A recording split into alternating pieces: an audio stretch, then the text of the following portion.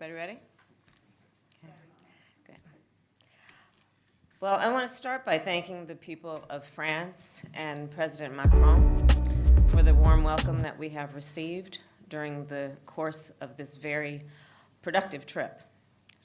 This trip, I believe, signals in a very clear way the enduring, the long-standing, and the future alliance and commitment between the people of the United States and France and our governments.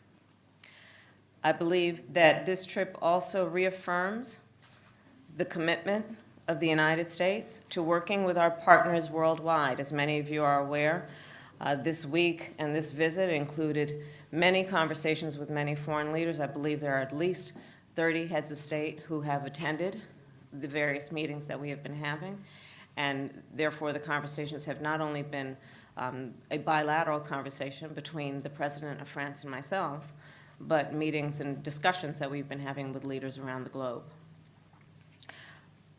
I said many times, many of you in the American press have heard me say it, that I do believe we are at the beginning of a new era, as highlighted by the pandemic, to be sure, but also marked by the increasing awareness, see COP26, of the climate crisis and the imminency of that and the urgency of this moment. Technology, what it has done in terms of creating opportunities, but also creating real concerns about security. We are at the beginning of a new era. In fact, this is something that President Macron and I talked about extensively. And in then this moment, for nations who are partners and allies, we must together, work together to see where we are headed, where we are going, and our vision for where we should be, but also see it as a moment, yes, to together address the challenges and to work on the opportunities that are presented by this moment. So that was, in many ways, the theme of this visit. It was to also discuss, and in particular, with President Macron and our friends and allies in France, what we must do collectively with our other partners and allies to address and to focus on what should be the norms and the rules of the 21st century. To that end, we had a number of conversations, including, again, with other world leaders, but in particular with President Macron. I talked about a number of issues, and I'll outline several of them. The issue of global health. Of course, one of the most pressing challenges that all nations are facing. As you know, the first visit that we made upon landing, essentially in Paris, was to go to the Institut Pasteur. Of course, I also have a personal sense of connection to that place. My mother did research there. But what is most significant is that the relationship between the scientists and the scientific research that has taken place in France has often been in collaboration with scientists around the world, including the United States.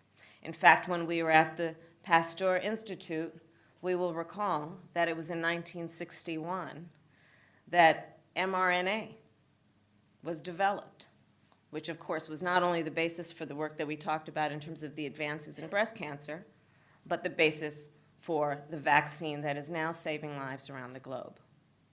We talked about the pandemic in the context of global health, in the context of our need to prepare for the next pandemic, and what our two nations have a moral obligation and responsibility to do in terms of not only addressing the public health needs of our own citizens, but participating with our friends around the globe, and in particular, those that are most vulnerable and most in need.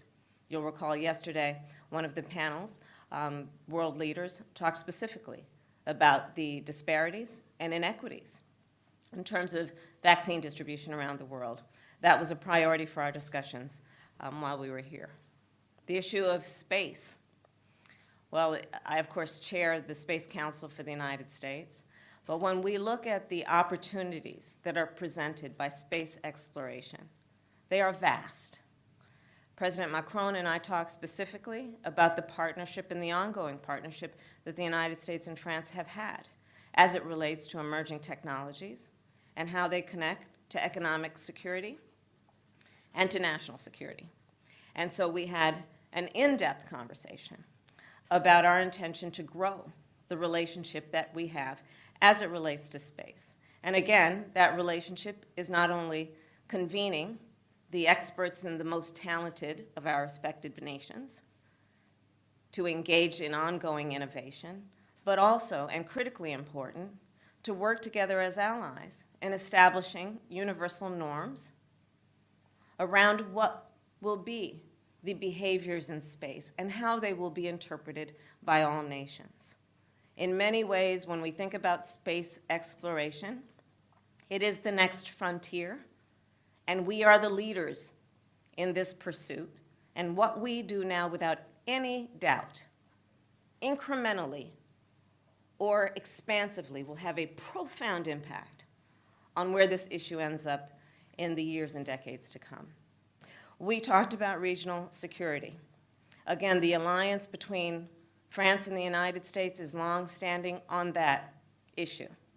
As we celebrated Armistice Day, Veterans Day, as we went to the American Cemetery here in Paris, we saw symbols of the enduring and long-standing relationship that we have had on that issue. And so we did discuss our partnership as it relates to defense. We did discuss the fact that after World War II, we created a transatlantic alliance based on our mutual understanding about the interconnection and interdependence between the United States, France, and our allies on the issue of security defense. We talked about the Indo-Pacific. As you know, in my last trip, foreign trip, went to Vietnam and Singapore to reestablish the commitment and the enduring commitment that the United States has as a member of the Indo-Pacific to our friends and our partners in that region. One of the most important issues that we have discussed as a current issue in that regard is the challenge that all nations are facing in regard to supply chains. That was a discussion we had here as well. And the discussion was essentially this. One, it is indisputable that all nations have suffered because of the pandemic, predominantly, on the issue of supply chains. Two, that the global demand will not be met, cannot be met by any one nation. And so it requires then, if we are to meet the challenge of supply chain issues, coordination, collaboration, and partnership.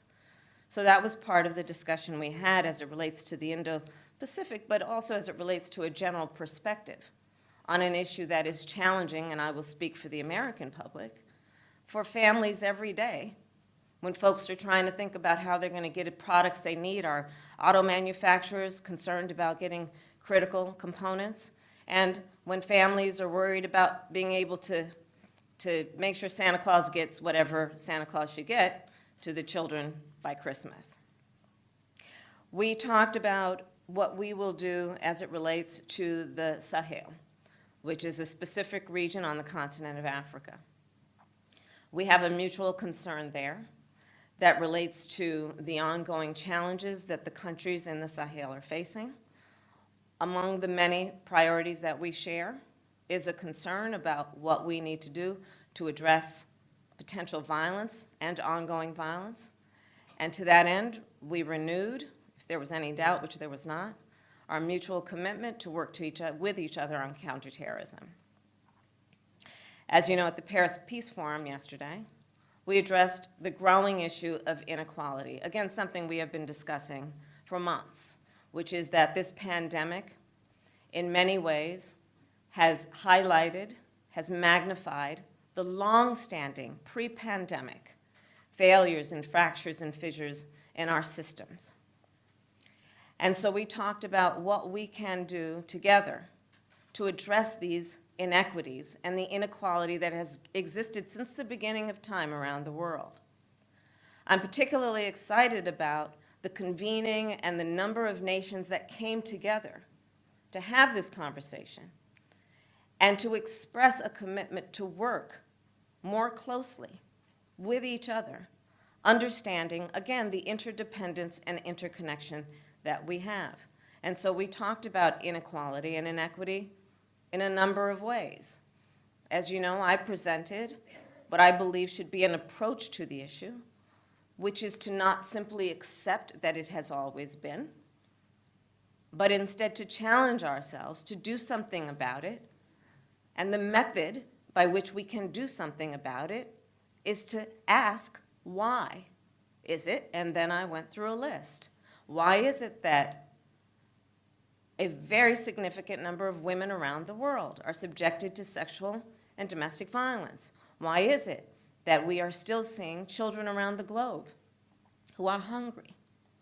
Why is it that we see that there are certain nations who have the resources that have caused, among many things, them to be some of the greatest emitters of pollution in the world, and others who are responsible for a negligible amount of emissions are taking the greatest brunt?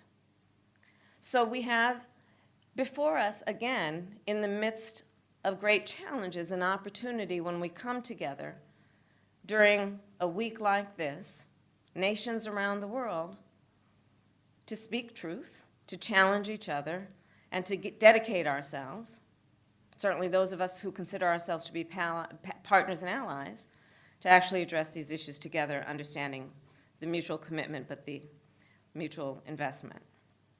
Technology, another of the issues that is a marker of this new era in terms of the influence, the ubiquity, but also the challenges that individuals and nations face because of growing technology. We talked extensively, both in our bilateral but with others, and again yesterday on a stage, about what we as nations must do who have similar values, whose nations were founded on similar principles, to apply those principles and norms to how we will engage with each other and interpret each other's actions as it relates to our use of technology. And of course, cybersecurity being the most obvious point there. Addressing what we have seen in the United States and around the world. The hackers that have compromised systems, ransomware. Not to mention the daily abuse of individuals' privacy and manipulation and monetization of other people's data and personal information. So these are some of the conversations that we had on technology. As you know, we also, as the United States, expressed that we will partner in the Paris Call for Trust and Security in Cyberspace. We talked about democratic elections. It's a challenge for all of us on the former topic, which is technology, and again, I talked about that yesterday. It's an issue that President Macron and I talked about it, a mutual concern about how technology can be used to weaken democracies. And in particular, what we have seen in recent times being used specifically to that end to manipulate elections. So we have talked about what we must do together, again, as partners, to address this issue both in terms of, yes, norms and standards, but also in terms of accountability, including a very important point, which I believe, and I'm pleased to see, that gradually partners and allies are all agreeing should be a norm, which is that there should be attribution when it occurs. That was once a debatable point among nations, but we are seeing that there is a broader consensus, that there must be attribution. We must call it out, to use a colloquial, when we see it. And then we must do something about it, and that is the point about accountability. I would say to the American people that the work that the President and I and our administration has been doing over these last many, many months is, yes, reestablishing relationships, strengthening relationships around the globe, but it is also directly connected to what will benefit the American people in their everyday lives. When I think about this trip, and I think about one of the greatest priorities of President Biden and myself in our administration, which is the American worker, I look at the conversations that we are having through that lens, and therefore the importance and significance of establishing these relationships and these agreements. When you think about issues such as trade, when we think about supply chains, when we think about resilience, all these issues impact the American worker. When we think about American farmers or first responders who rely on satellites and the integrity of the information and the data we can collect there. And by the way, as part of the discussions and the agreements that we had during the bilateral with President Macron, I agreed, and we agreed on behalf of the United States to join the observatory, the Space Observatory, to again look at the potential for satellite technology in space and how that can directly relate to our partnership on combating climate change, including issues like predicting weather patterns, addressing issues like drought, which directly affect the farmers of America and farmers around the world. The children of America. Well, as you all know, a large part of my career, I was a prosecutor focused on issues affecting women and children. There was a time when I specialized in child sexual assault cases, some of the worst behavior you can imagine. What was said yesterday about the importance of nations coming together on norms and standards and policies on this issue is critical. Because as was highlighted, perhaps making a lot of folks uncomfortable, but as the reality of the pathology of this issue, is that behaviors happening down the street here can impact children in their homes throughout America. And so we must have these difficult conversations, but based on the issues that are impacting people right now, in this moment, in this new era.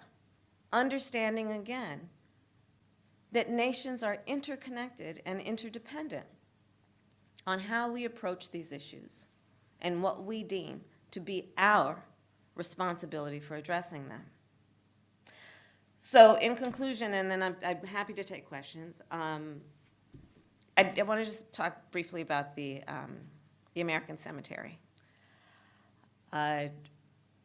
My husband and I visited it as one of our first stops, and in observation, obviously, of Armistice and Veterans Day.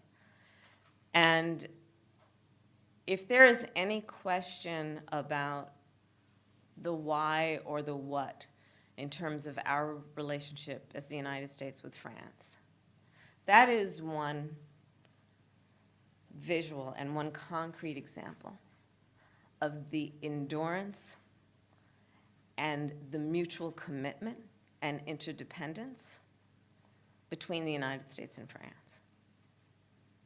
When we were there, we saw the graves commemorating the lives of Americans who lost their life here, fighting for the ideals and the values that our two countries share and hold dear. We saw there brave, brave individuals who were laid to rest, including someone from the place of my birth, Oakland, California, Inez Crittenden, who was a woman who decided she would serve her country and moved to France to engage in the resistance and to support American troops and allies. So when I think about this relationship, I think about it certainly through the lens of history, but I think we all share, and certainly the conversations that President Macron and I have emphasized that we must always remember that history, but let us also be grounded in what we must do today in preparation for tomorrow.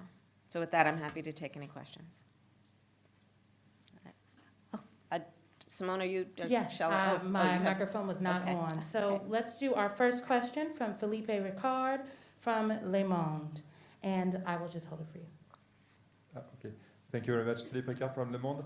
I have a question about the recent breach of trust between France and the United States linked to the AUKUS alliance in the Indo-Pacific. Do you believe you have done the job to try to repair the relation between Paris and Washington during your trip? Which guarantees did you give to Mr. Macron to avoid such a crisis could happen again in the next future?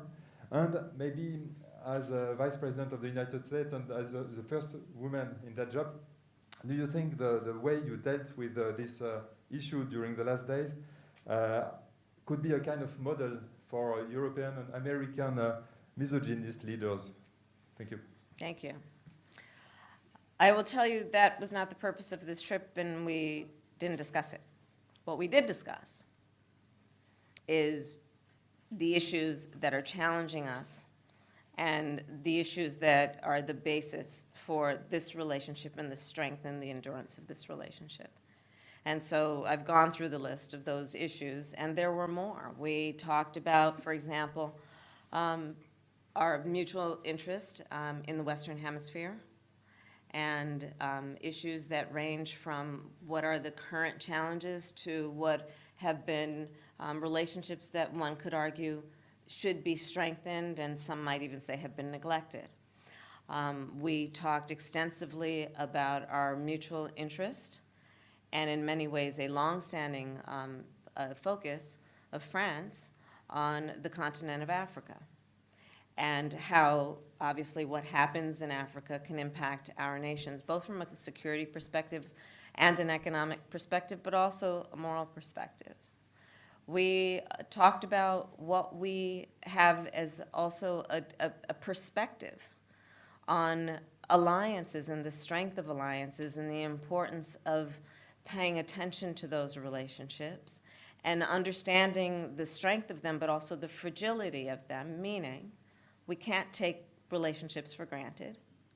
We must be present, and that's one of the reasons that I've been traveling like I have, and the president has been traveling in spite of the restrictions we've had with COVID, because we do understand the significance of being present. And as it relates to me as vice president, I think that there is no question that I am here as a representative of my country, and my presence here is reflective of the priorities that the United States has as it relates to France. Thank you. Our next question will come from Jennifer Jacobs at Bloomberg. Thanks a lot. Thank you. Okay, thank you. Hold on to it. Ma'am, the U.S. is experiencing record inflation, the worst in 30 years, way beyond expectations. OPEC didn't increase oil production. Can you tell us a little bit about how you would prevent the new spending and your Build Back Better agenda from exacerbating the problem? And also, what else are you going to do to fix this problem with inflation? All right, thank you. Well, let's start with this. Prices have gone up, and families and individuals are dealing with the realities of that bread costs more, that gas costs more. And we have to understand what that means. That's about the cost of living going up. That's about having to stress and stretch limited resources.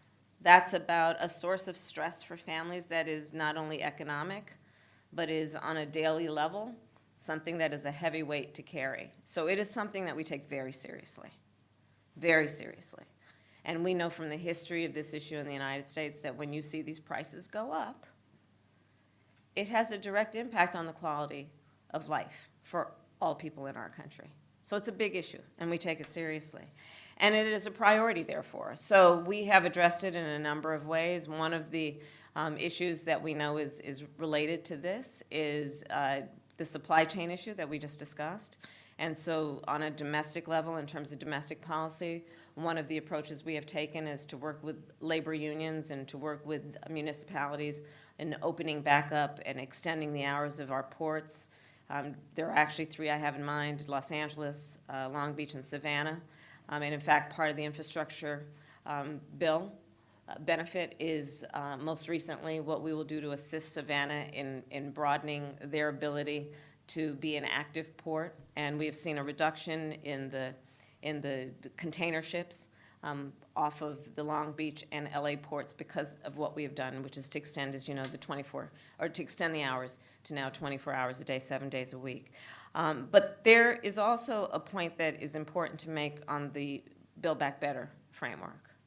One, it is designed to make it less expensive for working people to live. It was specifically designed to bring down the costs of childcare and increase accessibility and availability. Designed to bring down the cost of elder care and make it available to all those working families that need that support and need that help. And Build Back Better is not gonna cost anything. We're paying for it. So when we can get Build Back Better passed, and we are optimistic that we will, the American people will see costs actually reduced around some of the most essential services that they need to take care of their basic responsibilities, including issues like childcare and elder care, and also preschool. And that's an important point to mention also. And in fact, I had some conversations here in France, including with the Minister of Education in France, about the, again, global impact of the pandemic on childcare, but also on education, and in particular for our youngest children. Universal pre-K, when we're able to do that, 3 and 4 years old, getting education at no cost, what that is going to do in terms of not only supporting working families who otherwise can't afford to put their kids in a private situation and otherwise don't have it available, that's going to have a huge impact on lowering the cost for families. So that is a big part of our agenda, and I think it's important to also stress that it's not going to cost anything for the American taxpayer. Our next I'm sorry, Jim, I want to make sure we are able to get to a lot of folks. We'll be seeing you later and tomorrow, so I'm confident you'll have an opportunity. Our next question will come from Noah Bierman at the LA Times. Thank you.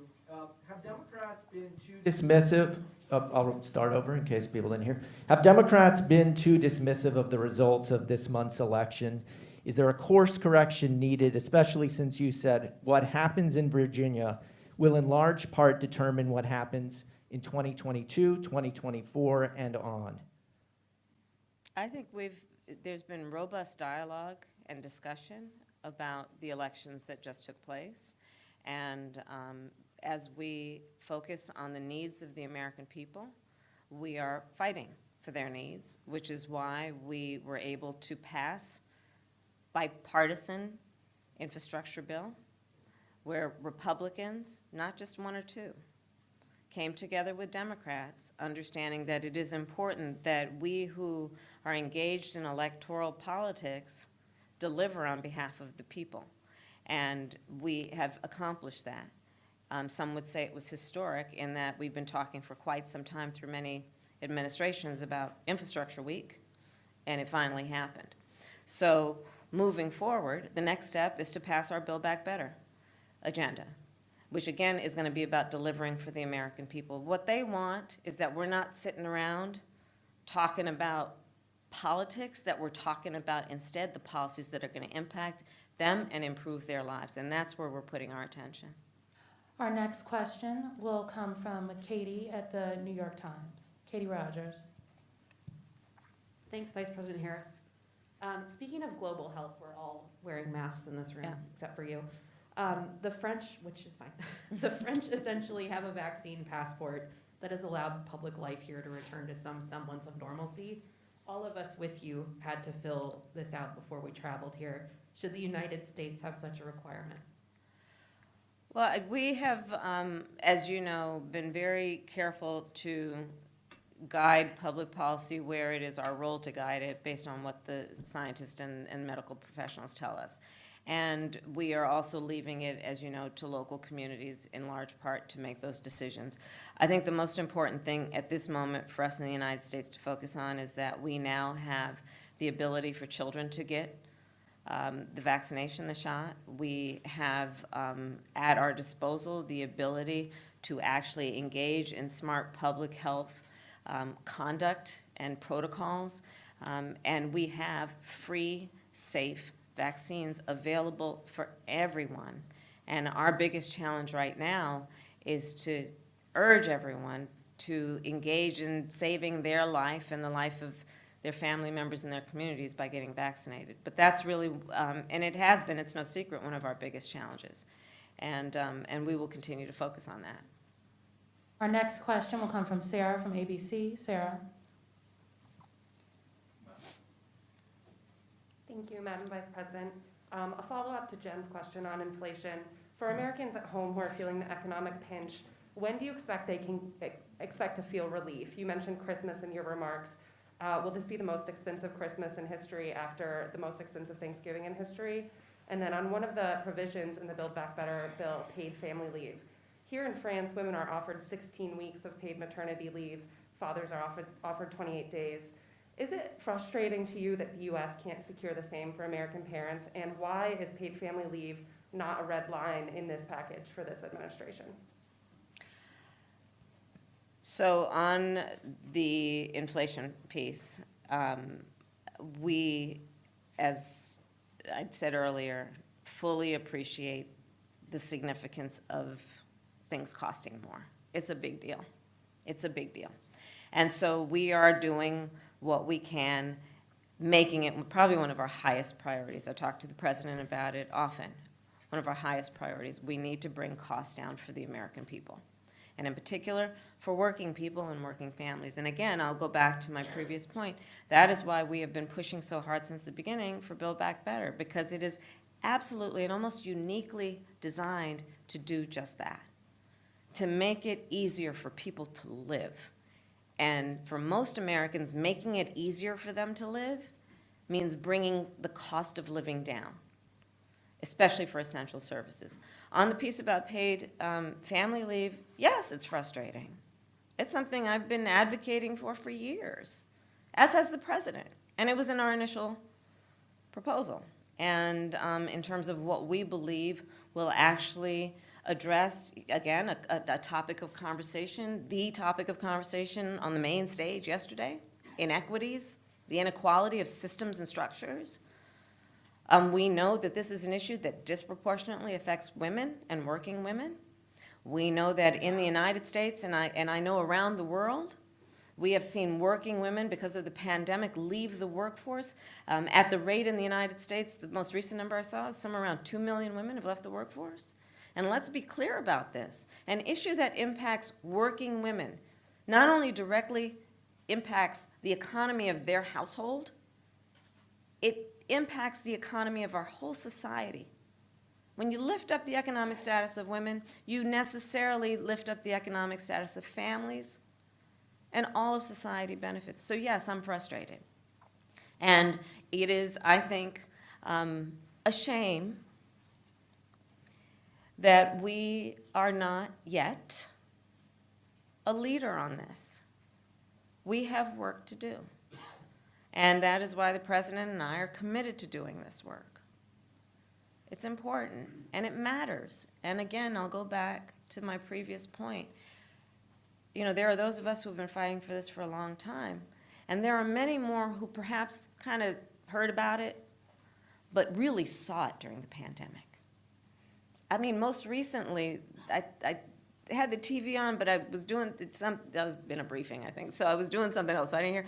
But it was an image of somebody doing a Zoom, and their one child came in, and then the toddler came in after that, and then somebody came in and grabbed the two kids. And then yesterday, we saw a different example of that. But yeah, it's a big issue. Our next question will come from Jeremy Diamond at CNN.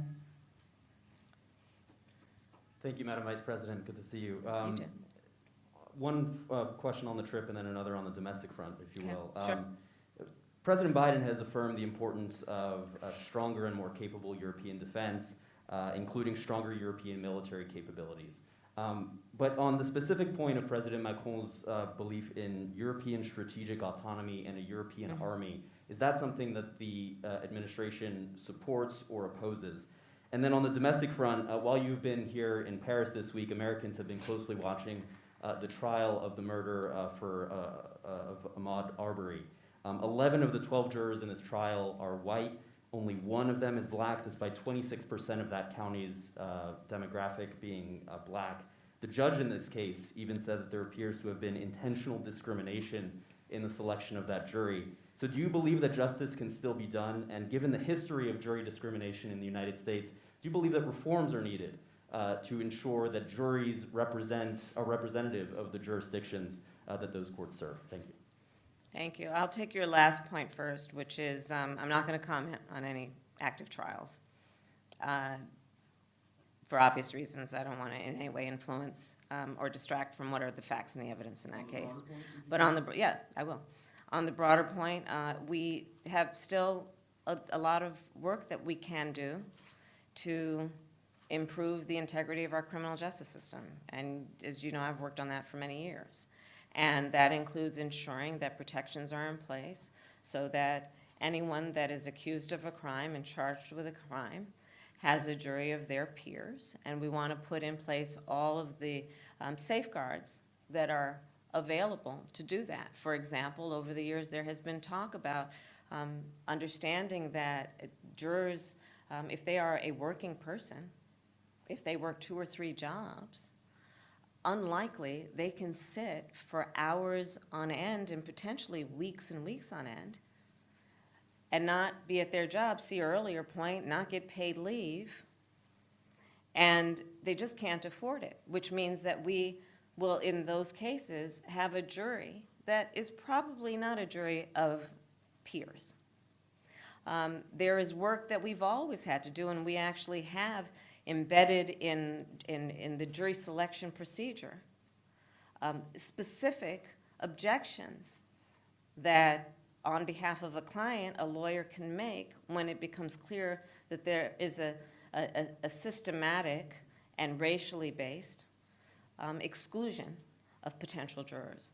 So we always have to have protections in place in our criminal justice system as a whole, including in our jury selection system, yes. Yeah, and on the point about strategic defense, as I said earlier, the United States and France have a long-standing relationship that is about support and alignment, and that will continue, Thank you all. Unfortunately, that is all the questions we have time for today. Okay. That is all the time we have for today. We have additional opportunities. Let's take one question. Okay, all right. I will hold the mic. Mrs. Vice President, this is François Clémenceau with Le Journal du Dimanche. I would like you, please, to comment on what we are watching at the Polish-Belarus border for days and weeks now. Mm-hmm. Do you agree with your European partners that we are watching a crisis where immigration is weaponized? And I would like you to comment, because you're in charge of the immigration in the US, do you or can you compare it to what you are seeing at the southern border of the US with the weaponization of the Latino immigration into the US? And secondly, can you just give us what are your hopes about the next meeting last November, at the end of November, between the Europeans, Iran, in order to find a common solution to reactivate the JCPOA? Thank you very much. Yeah. On the last point, the United States and the President has been clear about this. We are looking to re-enter, and we are looking forward to the talks that we anticipate and hope will be productive to that end, and we are aligned with our allies in that regard. On the issue of Belarus and what is happening at the border with Poland, we are very concerned about that and closely paying attention to it. And the Lukashenko regime, I believe, is engaged in very troubling activity. It is something that I discussed with President Macron, and the eyes of the world and its leaders are watching what is happening there. Okay, thank you all. Thank you.